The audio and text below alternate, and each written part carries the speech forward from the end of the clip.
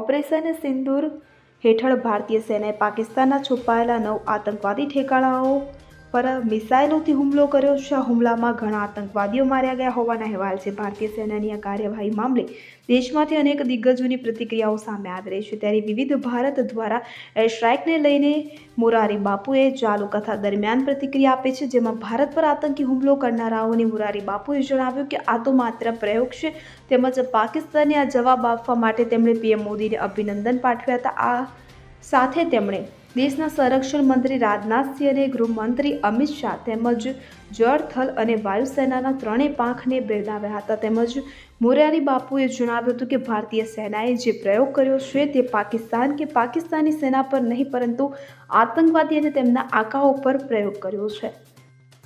Bureau report CN24 news.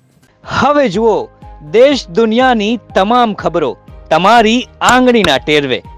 ઉઠાવો mobile અને Google play store પરથી ડાઉનલોડ કરો અમારી CN24 ન્યૂઝ મોબાઈલ એપ।